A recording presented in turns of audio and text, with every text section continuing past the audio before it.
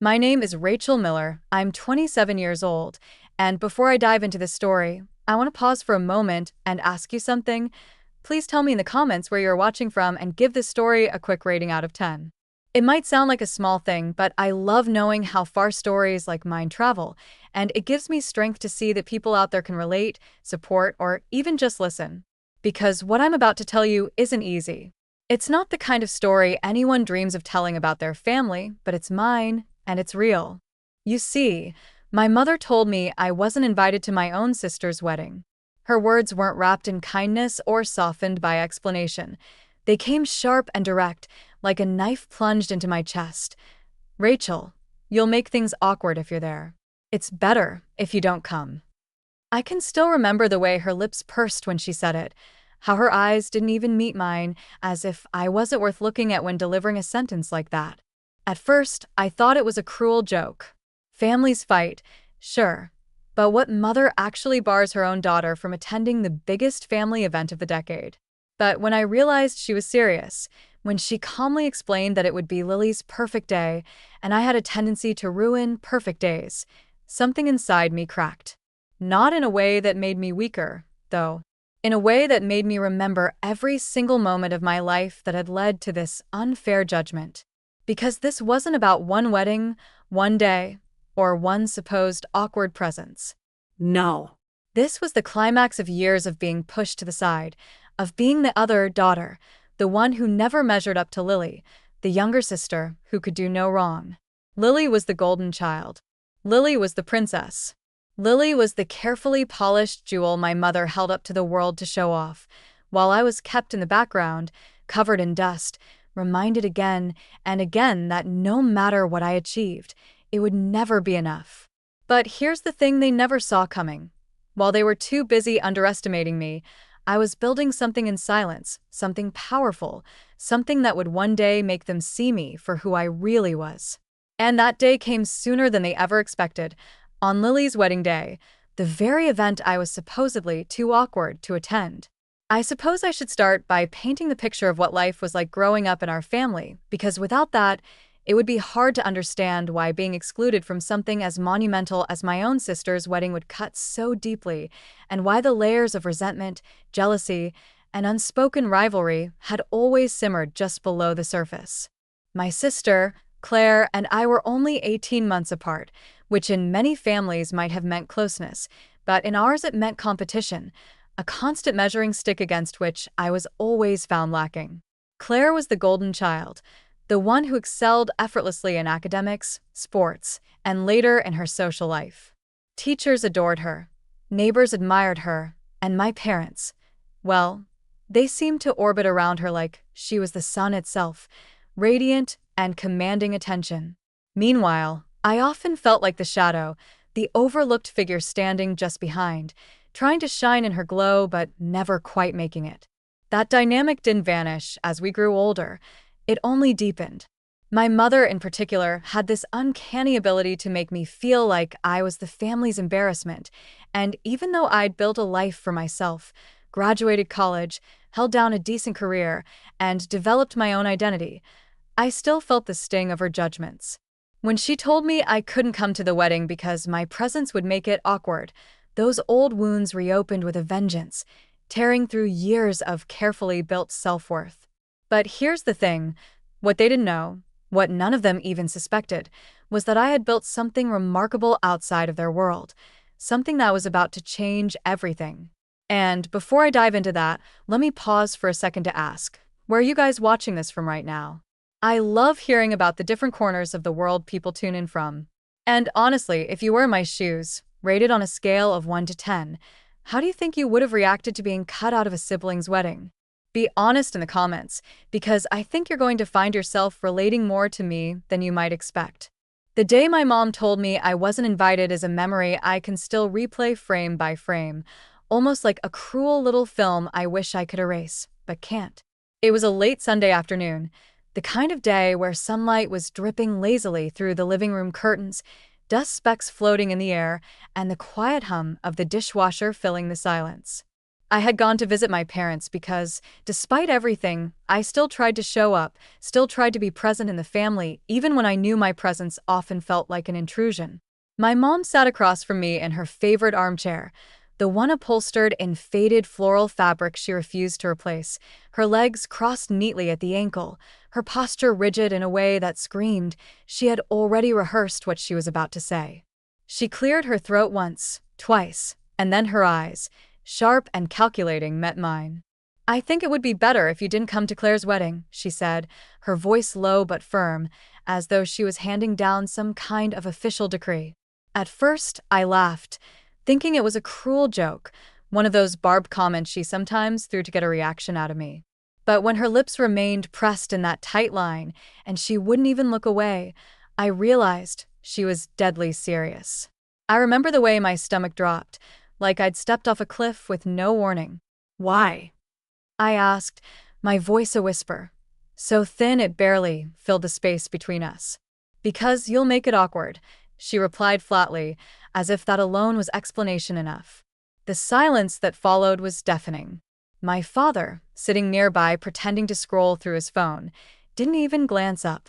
He didn't defend me, didn't question her, didn't say a word.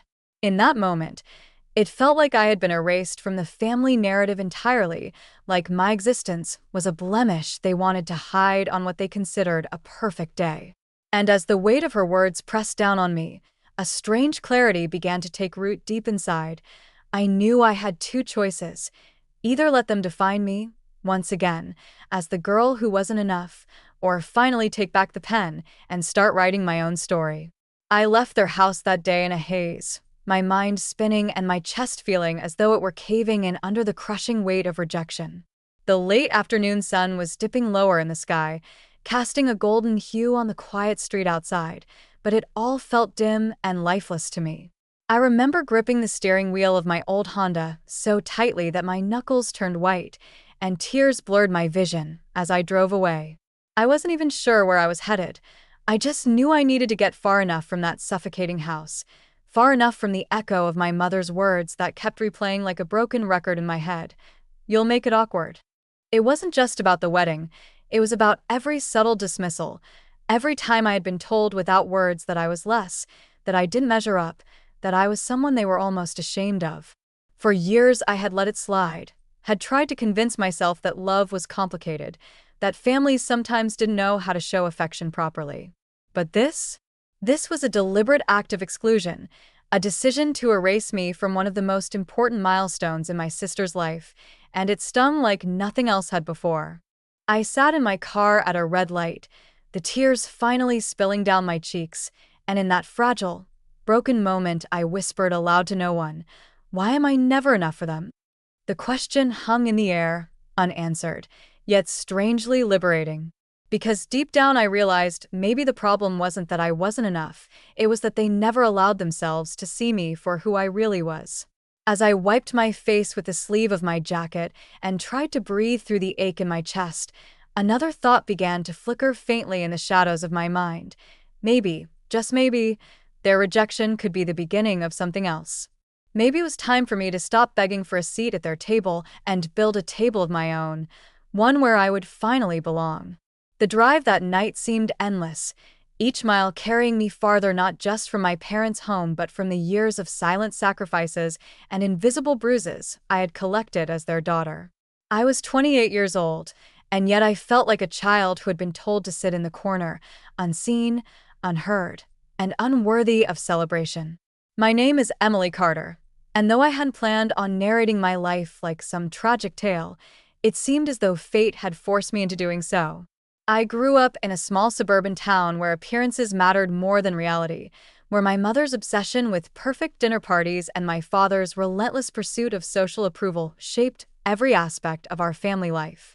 My younger sister, Julia, was always the crown jewel in their eyes, slender, graceful, a natural charmer who seemed to glide effortlessly through the expectations placed upon her. I, on the other hand, was the bookish one, the quiet shadow that blended into the wallpaper, the one who worked 2 part-time jobs through college to fund my own education while Julia's tuition was covered with ease. I don't say this to make her out as the villain. Julia never asked to be treated like royalty, but she certainly never complained either. And so the imbalance grew, stretching wider with each passing year, until it became a canyon I could no longer bridge. That night, as I pulled into my tiny apartment complex, the neon glow of the corner gas station reflecting in my rearview mirror, I sat in the car and tried to piece together what my life had become. The wedding, the grand event of my sister's future, was now a celebration I had been actively erased from, and the pain of that felt like being told I didn't exist. I wondered what story my parents were spinning to the extended relatives and to Julia's fiancé's family, what excuses they gave for why I wouldn't be present. Were they embarrassed of me? Was I the blemish they wanted to hide in a carefully curated portrait of elegance and unity? The more I thought about it, the more I realized it wasn't just about being uninvited. It was about being deemed disposable. And yet, amidst the torrent of sadness and rage, there was a flicker of something else, a seed of defiance. For so long, I had been their background character, the one who faded conveniently out of photographs, the one whose name was often mentioned last. Maybe their attempt to silence me at Julia's wedding would instead become the spark that forced me to step into my own light. I sat there, hands still gripping the steering wheel, the clock on my dashboard glowing 9:47 p.m., and I asked myself, what now? Was I going to curl up on my couch, drown my sorrows in takeout food and old sitcom reruns, and accept their verdict of who I was? Or was I going to prove, to myself more than anyone, that I was far more than their convenient scapegoat? That night, with tears drying on my cheeks and a hollow ache in my chest, I made a quiet vow. I would not let them write me out of my own story. They may have taken Julia's wedding from me, but they would not take away my worth. I didn't know then what that meant or how I would find the strength to keep that promise, but I knew this much. Their rejection was no longer my prison. It was the key. The vow I made that night wasn't loud or dramatic. It wasn't the kind of promise people announce to the world with trumpets and flashing lights. It was quiet, whispered in the stillness of my car, a murmur that only I could hear. But sometimes it's the quiet promises that shape us most. Over the next few days, I carried that whisper with me like an ember tucked away in my chest, small yet fiercely alive, waiting for the right moment to flare into a fire. I woke up the next morning still groggy from tears, the memory of my mother's dismissive voice haunting me like an echo that refused to fade. But instead of calling her to beg or explain, I poured myself a cup of coffee, sat at my cluttered kitchen table, and stared at the notebook I'd been avoiding for months. It was filled with half-written ideas, drafts of stories I once dreamed of turning into something meaningful. Writing had always been my secret sanctuary, the one place where I could shape a world that loved me, respected me, where I wasn't an afterthought. For years, I'd told myself there was no point pursuing it seriously. I wasn't good enough, no one would care, and I needed to focus on practical things like paying bills. But in that moment, staring at my parents' rejection in the rearview mirror of my mind, I felt something stirring. If they thought I was destined to be invisible, maybe it was time to show not only them but myself what I was capable of. I began to write. At first, it was clumsy, the words dripping onto the page like hesitant raindrops, shaky and unsure. But soon the rhythm returned, and I found myself lost in sentences, paragraphs, chapters that seemed to pour from a place I'd been keeping locked for too long. The hours blurred as day turned to night and back again. My tiny apartment, with its creaky floors and perpetually humming refrigerator, became my cocoon. I didn't write about Julia's wedding directly, not at first. Instead, I wrote about characters who fought battles of being overlooked, who were told they were less, who discovered strength in the ashes of rejection. And in each character, I found fragments of myself. It wasn't about revenge, not yet. It was about reclaiming a voice that had been silenced under years of subtle dismissal. And the more I wrote, the lighter I felt, as though I were breathing for the first time in years. But even as writing became my secret lifeline, the world outside continued to remind me of my exclusion. My phone buzzed constantly with family group chat updates about the wedding, bridal dress fittings, floral arrangements, menu tastings, each notification like a needle pricking my skin. I muted the chat, unable to handle the smiling emojis and the gushing compliments about Julia's perfect day. Yet deep inside, my ember of defiance only burned hotter. I told myself that one day, when they least expected it, I'd step into a room and no one would ever dare call me awkward or a disappointment again. They would have to look me in the eye and see me, really see me, for who I was. That vision, though still hazy, became the fuel that kept me going. And as I closed my notebook one evening after hours of pouring my soul onto the page, I realized something that made me smile for the first time in weeks. I didn't need their invitation to belong to something bigger. I was already building it myself. It's strange how life has a way of opening doors just when you've stopped expecting them to appear. A few weeks after I had poured myself into writing, I found myself sitting in a dimly lit coffee shop on a rainy afternoon, my notebook spread open across the table, pages messy with ink smudges and scribbled lines that only I could decipher. The sound of rain tapping against the window was soothing, a rhythm that seemed to blend with the scratching of my pen, and for once, I felt entirely at peace with being alone. I was so absorbed in a passage that I didn't notice the woman at the next table leaning closer, her eyes flicking curiously toward my notebook. Eventually, she cleared her throat softly and said, "Excuse me, I couldn't help but notice. You're a writer?" Her voice was warm, gentle, and it startled me. Not because of the question itself, but because no one had ever used that word for me before, writer. I almost laughed, ready to wave it off as nothing. But something inside me stopped. For the first time in my life, I allowed myself to nod. "Yes," I said simply, the words strange and powerful on my tongue.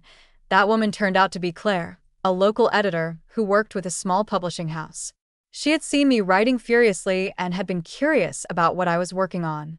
Our conversations spilled effortlessly, the kind that made the world outside blur into irrelevance. I shared bits of my story with her, careful not to reveal too much pain, but enough for her to understand why I was writing what I was. She leaned forward, eyes shining, and said, "You have something real here. You need to share it." I wanted to dismiss her, to shrug it off as polite encouragement, but her words dug deep into the cracks of my self-doubt. She gave me her card and told me to email her if I ever wanted to show her my work. For days afterward, I carried that card around like a fragile piece of gold, staring at the embossed letters late at night, wondering if I dared to take that step. At the same time, wedding chatter was growing louder, though I was no longer in the loop. Friends posted about Julia's bridal shower on social media, all pastel dresses and champagne glasses, while my parents beamed in photos as if their family were perfect. My stomach twisted when I saw it, but the bitterness no longer drowned me as it once did. Because while they were preparing for their picture-perfect celebration, I was quietly building something of my own. One night, with trembling hands, I gathered the courage to type out an email to Claire and attach the first 3 chapters of my manuscript. My heart pounded as I hit send, every insecurity screaming that she would laugh or ignore it. But days later, her reply landed in my inbox. "Emily, this is powerful. I want to see more." My hands shook as I read those words, tears blurring the screen. For the first time, someone outside my world of rejection saw me. Not as a failure, not as awkward, not as the invisible daughter, but as someone with a voice worth listening to. And that realization was more intoxicating than any validation my parents had ever withheld. The weeks that followed felt like stepping into a life I never imagined could belong to me. Claire and I began meeting regularly, sometimes in that same cozy coffee shop, sometimes in her office where shelves brimmed with manuscripts and books that smelled faintly of old paper and ambition. She wasn't just an editor. She became a mentor, someone who gently but firmly pushed me to refine my words, to dig deeper into emotions I had tried to bury. Each time I handed her a new chapter, I braced myself for criticism, but instead she gave me feedback that made me better, sharper, more confident. I was beginning to live for those exchanges, for the nights spent scribbling until dawn with a candle flickering by my side, the city outside asleep, while I built a world out of fragments of my pain and resilience. And every time Claire said, "This is good, Emily. Keep going," A piece of the old me, the awkward, unwanted daughter, fell away like brittle leaves in autumn. Yet, the contrast between my secret progress and the glossy updates from Julia's wedding preparations was painful in its own way. On social media, I saw photos of her dress fittings, of her laughing with bridesmaids, of my parents smiling so proudly. My mother even posted a caption that stung more than she could ever realize. "So proud of our beautiful daughter, bringing nothing but joy to our family." I wondered if she understood how those words erased me, how they made it clear I wasn't even counted as part of her definition of family anymore. I wanted to rage, to scream in the comments, but instead, I closed the app and poured that ache into my writing. Every cruel look, every dismissal, every time I'd been told I was a burden, it all became ink on the page, shaped into a story of a woman who was cast aside but found her own power. Then, one morning, something happened that changed everything. Claire called me out of the blue, her voice brimming with excitement. "Emily, I showed your first few chapters to a colleague. He thinks there's something really special here, something that could reach a lot of people. He asked if you'd consider letting us put together a proposal." My heart raced. A proposal meant a chance at publication, a chance at proving, if only to myself, that my story mattered. I wanted to laugh and cry all at once, but I swallowed the lump in my throat and whispered, "Yes." After hanging up, I sat on the edge of my bed, staring at the wall, my whole body trembling. They had called me awkward, a disappointment, unworthy of even attending my own sister's wedding. But here I was, on the cusp of creating something none of them had ever thought me capable of. I didn't know then where this path would lead, but I knew one thing for certain. I was no longer content to live unseen. The closer the wedding day crept, the more surreal everything became. Invitations had long since been mailed out, to everyone except me, of course, and every conversation with extended relatives, co-workers, even neighbors seemed to circle back to Julia's big day. At the grocery store, a woman I barely knew leaned in and chirped, "You must be so excited for your sister's wedding." I forced a polite smile and nodded, unwilling to explain that I hadn't been invited, that my parents had deemed me too awkward to be seen in family photographs. Inside, though, I was a whirlwind of conflicting emotions. There was bitterness, yes, but there was also an odd, growing strength like steel hardening in fire. Because while my family was pouring their energy into flower arrangements and table settings, I was pouring mine into sentences and paragraphs that seemed to carve open something long locked inside me. My book was no longer just therapy. It was becoming a voice I never thought I'd have, one that told not only my story but the story of anyone who had ever been pushed aside, told they didn't belong. Claire kept encouraging me to push forward, to trust the process, and soon enough, the proposal we had worked on was being passed between publishers. Each day I would check my inbox with trembling hands, unsure if I could handle the rejection I feared was inevitable. But then, one crisp autumn morning, I woke up to the email that made my breath hitch. A major publishing house was interested, not just interested, but enthusiastic. They wanted to move forward, wanted to meet me, wanted to see where this could go. I stared at the message for nearly an hour before I could bring myself to call Claire. "Do you understand what this means?" she said, her voice breaking into laughter and disbelief. And I did. It meant validation. It meant that, somewhere out there, strangers believed my words mattered, even if my own family did not. But as that door opened wide, another loomed closer, Julia's wedding day. I knew I couldn't avoid it forever. Even though I hadn't been invited, I could already picture the photographs splashing across social media, my mother beaming as though she had created a perfect family untouched by flaws or shadows. The thought of being erased from that narrative gnawed at me, not because I wanted to ruin my sister's happiness. I didn't, but because I refused to let them define me as the girl who didn't exist. And so, one sleepless night, staring at the half-finished manuscript glowing on my laptop screen, I made a decision that terrified me as much as it thrilled me. I was going to show up.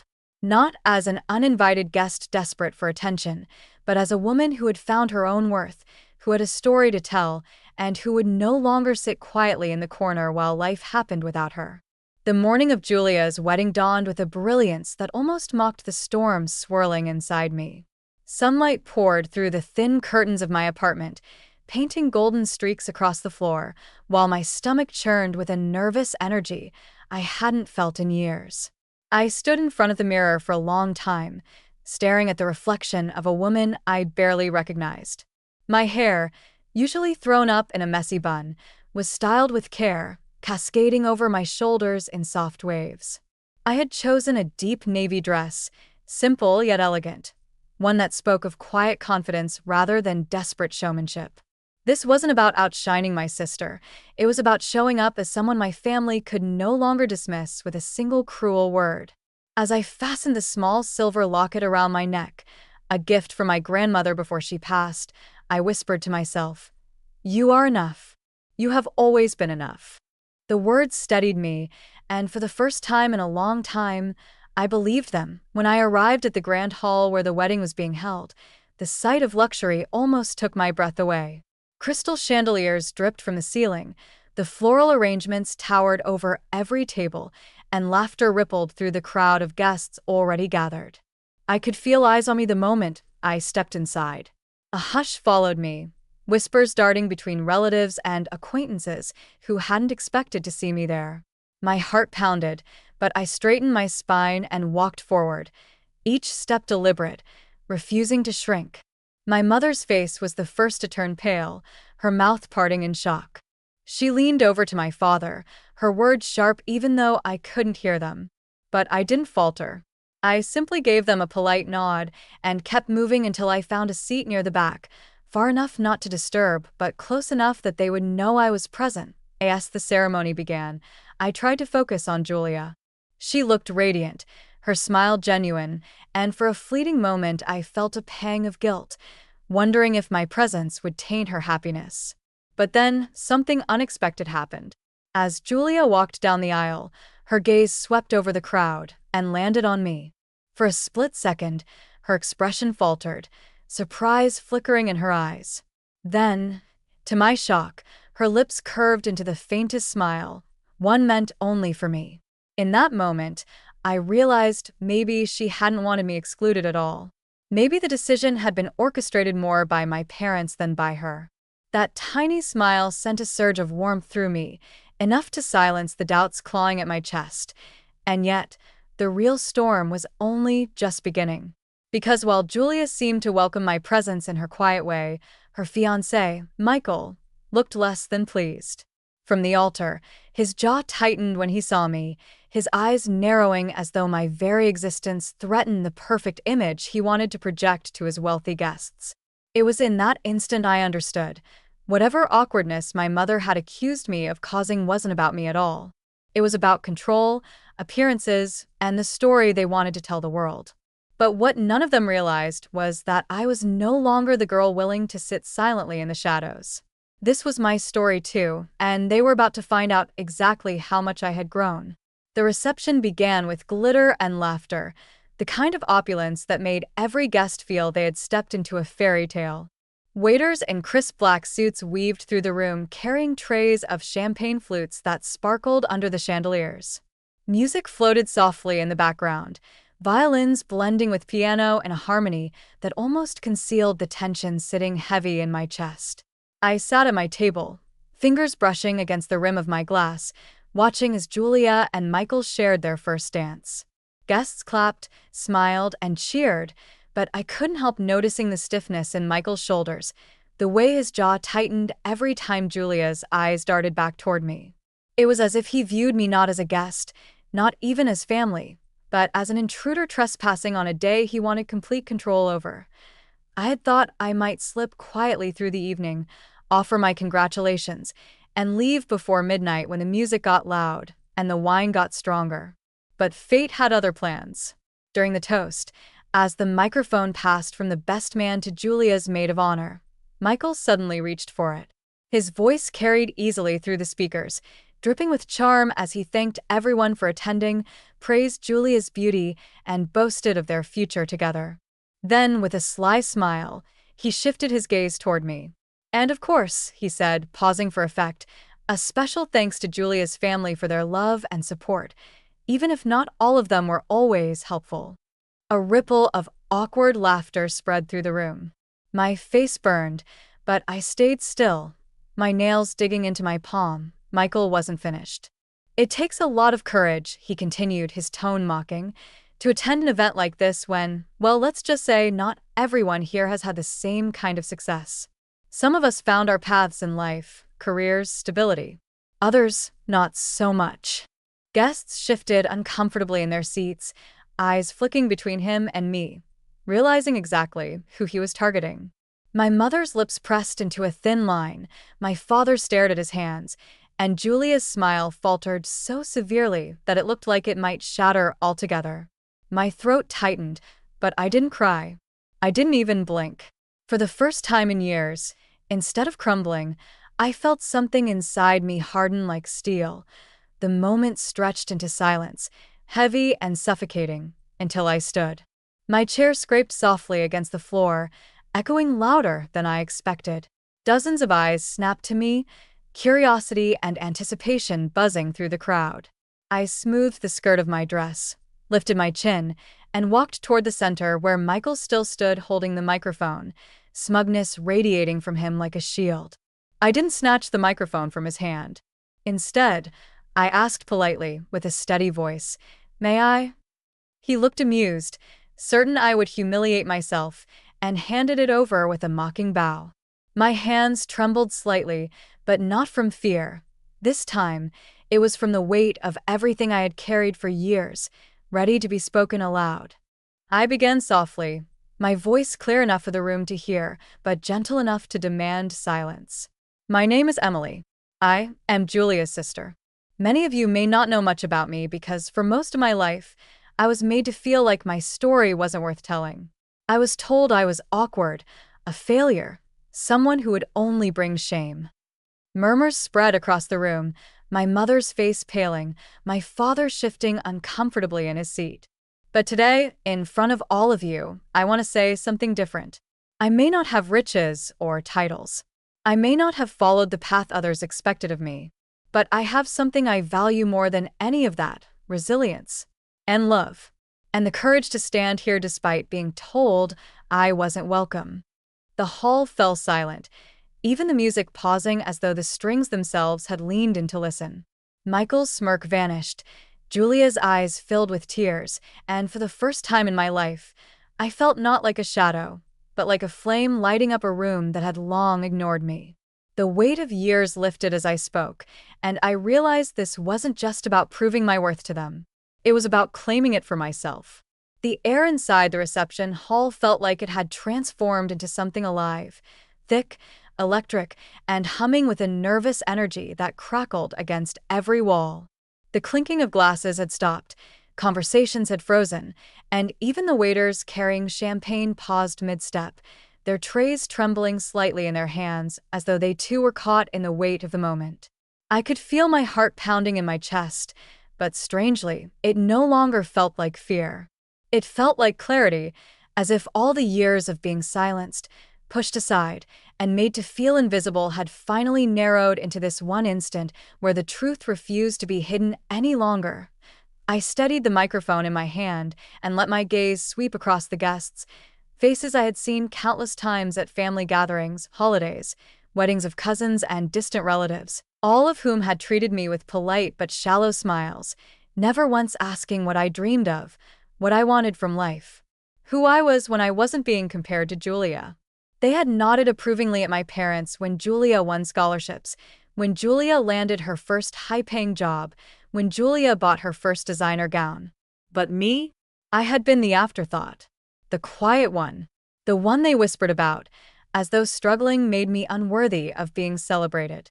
And now, in their silence, I felt them all listening in a way they never had before. "Michael is right about one thing," I said slowly, letting my words carve into the air. "I didn't take the path many of you consider successful. I don't have a corner office, I don't have a wealthy husband, and I don't have a perfect story to parade around. What I have is failure. I've known what it feels like to fall so hard you wonder if you'll ever get back up again. I've known what it feels like to be broke, to be mocked, to be told you'll never be enough." And yet, I paused, my voice trembling not with weakness but with the raw force of conviction. I am still here, still standing, still loving, still living. And I think that makes me far richer than anyone who measures their worth by status or by the people they trample on to feel important. Gasps echoed through the hall. A few guests shifted uncomfortably, while others, surprisingly, nodded, their expressions softening as though I had spoken aloud something they had always felt but never dared to admit. Julia's face was streaked with tears now, her hands pressed against her mouth, her shoulders shaking. And Michael? Oh, Michael's smug facade cracked like porcelain under pressure. His smirk was gone, replaced by a glare so sharp it could cut glass, but beneath it I caught a flicker of panic, the kind that comes when someone realizes the power they held over you has just slipped forever from their grasp. I let the silence hang for a moment before continuing, my voice stronger now. For years, I allowed others to define me. I believed the lies, that I was weak, useless, unworthy. But tonight, standing here, I understand something I wish I had realized long ago. My worth was never theirs to decide. It was mine all along. And I will never, ever let anyone take that from me again. The room erupted, not with laughter, not with whispers, but with applause. It started slowly, hesitantly, as though people were unsure if it was allowed, then grew louder and louder until the sound filled every corner of the hall. Strangers stood, clapping with sincerity, and a few even shouted words of encouragement. Julia, sobbing openly now, rushed toward me, wrapping her arms around me so tightly I could barely breathe. "I'm sorry," she whispered between tears, her voice breaking. "I should have protected you from him, from all of it. I should have stood by you." I hugged her back, and for the first time in years, it didn't feel like I was clinging to her shadow. It felt like we were finally standing side by side, equals, sisters not divided by expectation, but united by truth. And while Michael stood off to the side, furious and humiliated, his perfect night unraveling before his very eyes, I realized this was never about destroying him. It was about reclaiming myself. The timid girl who once would have stayed silent at that table was gone. In her place was someone new, someone unshakable. The applause still rang in my ears as Julia clung to me, her tears soaking into my shoulder, but the shift in the room was undeniable. People who had once looked at me as though I were an inconvenient shadow now watched me with something I hadn't felt from them before: respect. Not the forced kind of respect people wear like a mask at social gatherings, but the kind that comes when truth cuts through years of polite pretense. I could see it in their eyes, a mixture of shame and admiration, as if my words had shaken loose the walls they'd built around their own insecurities. For so long, I thought I was the only one who carried the weight of feeling like an outsider in my own family, but at that moment I realized many of them had been carrying invisible burdens too. Julia stepped back, wiping her face with trembling hands, her makeup streaked and uneven. She looked at me not with superiority, but with a kind of desperate sincerity that I had never seen before. "Emily, please," she whispered, her voice barely audible over the still echoing claps. "Don't leave me alone with him. You don't know what it's been like. He isn't who I thought he was. I wanted this perfect life so badly. I ignored the signs. I thought if I married him, everything would finally be enough. But you were right." Her voice cracked, and she looked down at the floor like a child being scolded. "I was cruel to you because I thought I needed to keep up with him, and I hate myself for it." Michael, standing nearby, had grown red with rage, his jaw clenched so tightly it looked as though his teeth might crack. He stepped forward, his voice raised, sharp, desperate to reclaim control of the narrative slipping from his grasp. "This is ridiculous," he barked, his composure fracturing. "She's just jealous. That's all this is. Emily has always been bitter and pathetic, feeding off pity because she couldn't succeed on her own. And now you're all applauding her like she's some kind of hero? Don't be fooled." His words landed like stones against the walls of the hall, but instead of shattering my confidence, they only highlighted how desperately he clung to the illusion of power. People in the crowd exchanged glances, some disgusted, some pitying. For the first time, no one rushed to support him. Not even Julia. She turned toward him, her hands shaking, but her eyes clear. "Stop it, Michael," she said, her voice low yet firm. "You humiliated my sister tonight. You tried to break her in front of everyone. And for what? Because you knew deep down she's stronger than you'll ever be." The gasp that followed her words was like a thunderclap. Guests shifted, murmuring, some covering their mouths in shock. Michael's face twisted, but he faltered, unable to speak, caught between his need to dominate and the realization that his grip over Julia and this entire night was crumbling.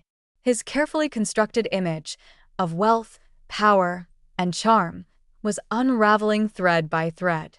And for the first time, I saw him for what he truly was, a man terrified of being exposed. I could have stopped there. I could have walked away, leaving Julia to face the storm she had chosen to marry into. But something in me, that old part that once craved her approval, couldn't bear to let her sink completely. I placed my hand gently on her arm and looked at her with a kind of honesty she had never offered me. "Julia, listen to me. You don't have to prove anything to him. Or to anyone. You've been chasing this idea of perfection for so long that you've forgotten who you are. And if you let him define you, you'll never find yourself again." Her tears fell harder as she shook her head, whispering, "I don't know how to stop." "You start," I replied softly but firmly, "by walking away tonight. Before it's too late." The entire hall fell silent once more, all eyes flicking between the two of us and Michael, who now stood frozen, his mask stripped away. It felt as though the universe itself was holding its breath, waiting to see what choice Julia would make. The silence in the hall stretched so long it was almost unbearable, the kind that pressed down on your chest and made every heartbeat thunder in your ears. My mother shifted uncomfortably in her seat, her eyes darting between me, Julia, and Michael as if she were desperately calculating which side of the story would keep her reputation most intact. My father, however, looked pale, his jaw slack, his proud posture collapsing inch by inch as though the weight of his choices, the favoritism, the endless belittling of me, the blind endorsement of Julia's every whim, was finally bearing down on him. Guests murmured softly, but no one dared interrupt. It wasn't just a wedding anymore, it was a reckoning. Julia stood trembling, her bouquet clutched so tightly that petals began to fall to the floor one by one, scattering like fragments of the life she thought she wanted. Her mascara streaks made her look almost childlike, raw and exposed. She looked at Michael, her voice catching in her throat. "I wanted to believe in you," she whispered, though her words carried across the hall like a blade through still air. "I wanted to believe that if I married you, the emptiness inside me would disappear. But all you've done is prove that I was running for myself. And I let you humiliate the only person who's ever truly loved me without conditions." She turned then, eyes locking on mine, and the intensity of her stare nearly broke me. "Emily, I am so sorry." Michael snarled, the veins in his neck bulging. "Don't do this, Julia. Think about what you're throwing away. Do you have any idea how you'll look walking away from me? All these people, this entire community, will remember you as the bride who couldn't keep her vows. You'll be a joke. You'll have nothing." His voice cracked slightly at the end, revealing the fear he'd tried so hard to hide. For the first time, he wasn't speaking as the untouchable, confident fiancé. He was speaking as a man desperate to cling to control, to the carefully built image he knew was collapsing in real time. But Julia surprised me, and everyone in the room, when her shaking stopped. Her shoulders squared, her breath steadied, and in her eyes burned a resolve I had never seen before. Slowly, she let the bouquet slip from her fingers. It fell to the floor with a dull thud, petals scattering further across the aisle. "I would rather have nothing," she said with a strength that made goosebumps rise on my arms, "than spend one more day chained to someone who makes me feel worthless. I've been blind, but I'm not blind anymore." The room erupted into gasps, then silence, then a rising wave of applause. Not polite this time, but thunderous, cathartic, as though everyone in the hall had been waiting for this exact release. Michael's face drained of color, his lips parting with shock. He sputtered something incoherent before storming off, the doors of the hall slamming behind him with a violent crash that echoed like a final exclamation point to the farce this day had become. Julia collapsed into my arms, sobbing but lighter somehow, as though the chains she had carried for years had shattered in an instant. Around us, the guests rose to their feet, clapping not just for her bravery, but for the moment when the truth, messy, painful, but real, had finally taken center stage.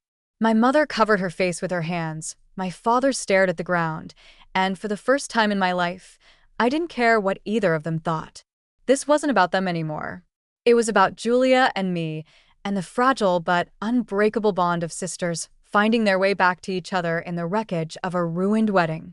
The days that followed were nothing short of surreal, as if the wedding had torn open a wound that my family had spent years pretending wasn't there. The scandal rippled through the town like wildfire. Everyone had an opinion, everyone had a version of the story to tell, but none of them could quite capture the truth of what it felt like to stand in that hall and watch everything unravel. At first, I thought Julia would hide away, ashamed, but she surprised me again.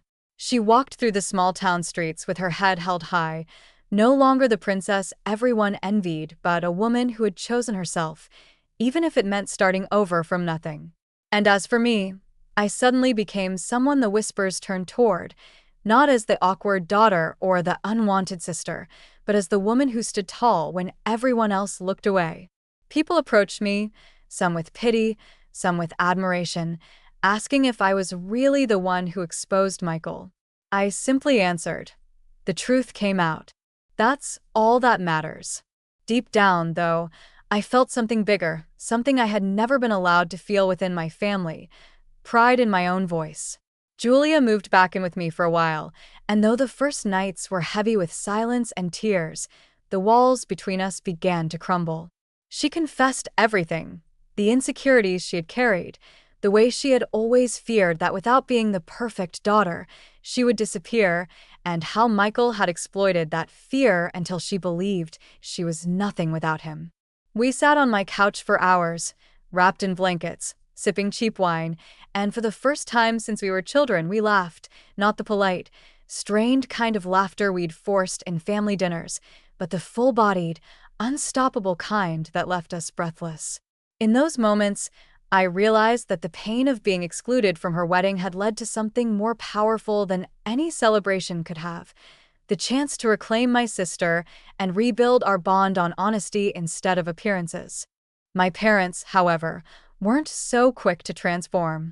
My mother remained defensive, insisting that I had embarrassed the family by speaking up, that I could have handled things quietly. But the power she once had over me had lost its grip. I no longer needed her approval. My father, on the other hand, eventually sought me out, his eyes tired and full of something I had longed for, but never expected: regret. "I should have seen it, Emily," he admitted one evening as we stood on my porch. "I should have been better to you." The words didn't erase the years of being overlooked, but they cracked open a door I had thought was sealed shut. I didn't forgive him instantly, but I let him speak, because for the first time, I believed he was truly seeing me. Life moved forward. Michael left town under a shadow of disgrace, his name spoken only as a cautionary tale. Julia found work in a small bookstore, rediscovering her love for literature that she had buried for years under the weight of someone else's expectations. And me, I started writing about what had happened. At first, it was just a journal, late nights at the kitchen table pouring out my heart. But slowly, I realized my words held power, that maybe someone else out there needed to know they weren't alone in being silenced, overlooked, or dismissed. Sharing my story online, I found strangers reaching out from across the world, saying, "I see myself in you." It was healing in a way I never imagined possible. Standing in the quiet of my living room one evening, watching Julia flip through a photo album we hadn't touched in years, I felt a peace settle over me. The wedding that was meant to be the happiest day for my family had turned into chaos, but out of that chaos came something real. My sister's freedom. My voice. The cracks in our family finally letting in light. I introduced myself then, for the first time, not as the girl who was left out, not as the one who made things awkward, but as Emily, a woman who stood in her truth, who found her strength when no one expected it, and who would never again let anyone decide her worth for her. And to all of you listening now, wherever you are, maybe curled up on your couch, maybe on your morning commute, maybe lying awake in bed, I want you to know this. Your voice matters. Your story matters. Don't let anyone convince you otherwise. If this story touched you, I'd love to know where you're watching from. Drop it in the comments, share your own experience, and give this story a rating out of 10. And if you'd like to hear more stories like mine, don't forget to like, share, and subscribe to Outstanding Stories. Because sometimes the endings we fear the most are really just the beginnings of something better.